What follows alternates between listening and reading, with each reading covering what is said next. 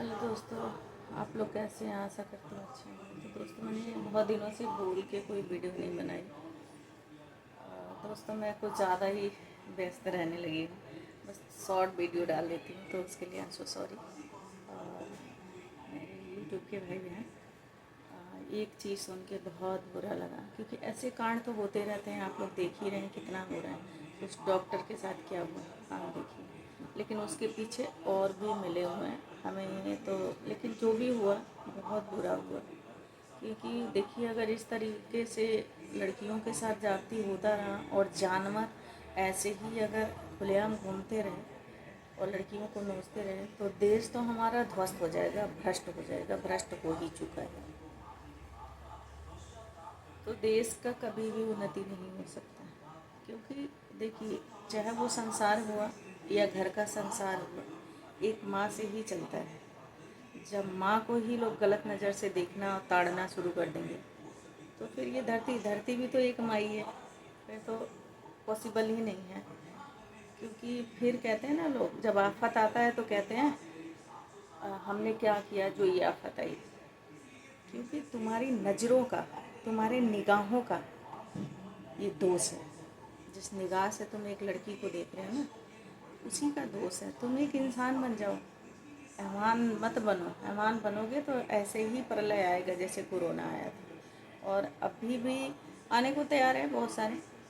और आप देखिए, कितने सारे ऐसे लोगों को, बहुत सारे ऐसे कुकर्म करते हैं। वो सोचते हैं इस टाइम तो मैं कर ले रहा हूँ, अच्छा है, लेकिन बाद में जो शरीर भगवान ने ये प्रदान की है ना हमें, इसके अंदर जो आत्मा विराजमान है, वो आत्मा खुलती है। जब ये कोई कृत्य करता है शरीर, ठीक है, तो वो आत्मा खुलती है, एक हिंट देती है। लेकिन मूर्ख जो होते हैं, बहुत महामूर्ख होते हैं, जिसको पापी बोल सकते हैं, वो इस कृत्य को हमेशा वो संबोधित करती है कि ये काम मत करो, ये गलत है। लेकिन उसकी बात कोई सुनता नहीं है। वो अपने इतने गुनाहों के अंदर समा जाते हैं कि उनको वो आवाज़ सुनाई नहीं देती है। लेकिन हमारे अंदर दो मन होते हैं, दो आत्माएं होती हैं, वो संकेत करती हैं एक, कि आप इस चीज़ को मत करो, आपके लिए नहीं है, ये गलत है। आप एक इंसान बन के आए हो, और इंसान का जो कर्म होता है, देखिए, एक चीज़ मैं जानती हूँ, जब एक बच्चा 9 महीने माँ के पेट में होता है,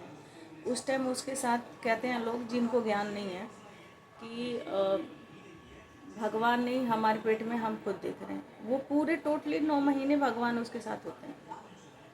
वो 9 महीने उसके साथ उसको देखते हैं, हर तरीके से देखते हैं। क्योंकि उस टाइम वो बोलता नहीं, उसके पास जुबान नहीं होती, कोई उसके पास गुनाह नहीं होता है। वो एक नया शरीर धारण करता है। तो इस वजह से भगवान उसके साथ पूरे उस 9 महीने गर्भ में भगवान भी होते हैं उसके साथ।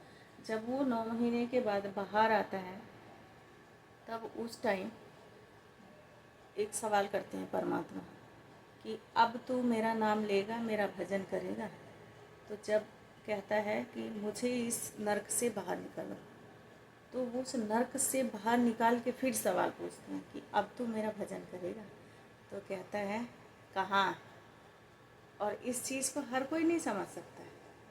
फिर लोग बाहर जो आवाज़ सुनते हैं, वो कहते हैं बच्चा रो रहा है, कह रहे कहाँ। लेकिन वो कहाँ कहाँ नहीं कहता है, वो कहाँ भगवान से कहता है कहाँ। अब कुछ नहीं है, ख़त्म हो गया। अब अब मैं निकल गया गर्भ से, उस नर्क से बाहर निकल गया। अब कोई भगवान नहीं है, कुछ नहीं है। अब उसके बाद उसका राज चलता है। फिर भगवान वहीं से, भगवान और उसका लिंक टूट जाता है। फिर उसके बाद शुरू होता है कि वो कितना कर्म करेगा भगवान के प्रति, तब भगवान उसका साथ देंगे। वैसे तो पूरा जग भगवान का है, परमात्मा का, उन्हीं का बनाया हुआ है। बट कर्म पे डिपेंड हो जाता है, जन्म के बाद कर्म पे डिपेंड हो जाता है कि ये कितना हमारे प्रति कर्म करेगा और कैसा कर्म करेगा। मैं उस हिसाब से इसकी मदद करूँगा, ठीक है। वो ना चाहे तो हम एक सेकंड नहीं जी सकते, क्योंकि हमारे अंदर जो आत्मा है वो परमात्मा का ही एक अंश है, ठीक है। और कर्म करने के लिए ही आते हैं। हमें दो सुंदर सुंदर भगवान ने हाथ दिया है, किस लिए? भगवान की आराधना करने के लिए। दो पाँव दिए हैं परमात्मा ने भगवान के मंदिर तक जाने के लिए। आँखें दिया हैं भगवान ने, जो सुंदर सुंदर भगवान के दर्शन करने के लिए, लड़कियों के दर्शन करने के लिए नहीं दिए हैं कि लड़कियों के तन देखो, ठीक है, लोगों को गंदी नज़र से देखो, इसलिए नहीं दिए हैं। भगवान के दर्शन करने के लिए दिए हैं। मुँह दिया है इतना अच्छा भजन करने के लिए कि आप भजन करें, ठीक है। आप धरती पे जा रहे हो, जितने साल भी रहोगे तो अपनी मुक्ति के बारे में सोचो कि हमें इस शरीर से और इस मरण से कैसे मुक्ति मिलेगी।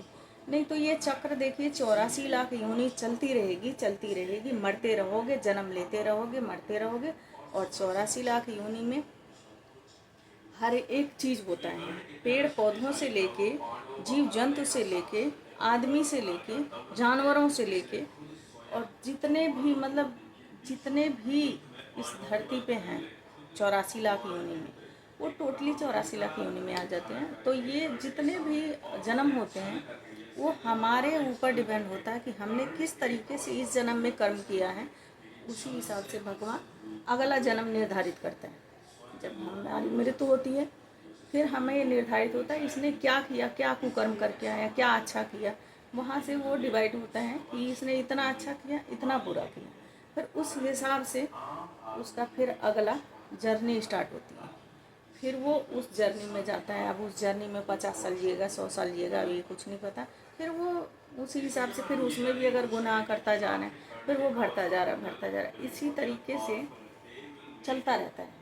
तो मेरा तो यही मानना है, देखिए मैं तो हाथ जोड़ के यही प्रेयर करती हूँ कि भाई बहन जो भी हों, मेरी बातों से अगर आप लोगों को थोड़ा सा भी नसीहत मिले, लाइक जिसको बोल सकते हैं समझ में आए, तो प्लीज़, और जो भी हमारी वीडियो आगे तक देख रहा है, प्लीज़ गंदी नज़र से देखना और गंदे तरीके से सोचना आप लोग बंद करिए। अच्छा सोचिए, अपने जीवन के बारे में सोचिए।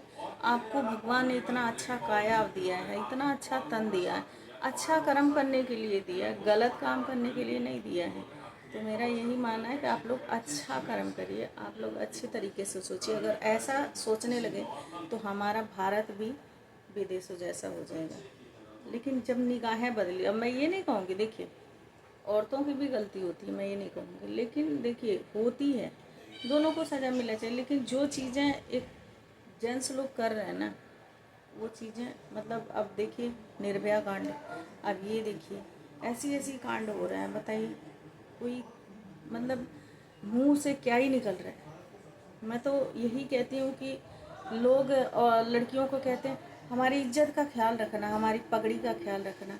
उस मुर्दों को क्यों नहीं बस समझाते कि तुम जा रहे हो, किसी के इज्जत का को रौंदो मत, किसी के इज्जत को ख्याल रखो, किसी के घर के लड़कियों की इज्जत का ख्याल रखो, ठीक है। उनको भी तो नसीहत की ज़रूरत है, बस लड़कियों को थोड़ी ज़रूरत है कि वो पगड़ी का ख्याल रखें। वो किसी के इज्जत का ख्याल नहीं रख सकते, वो भी तो रख सकते हैं।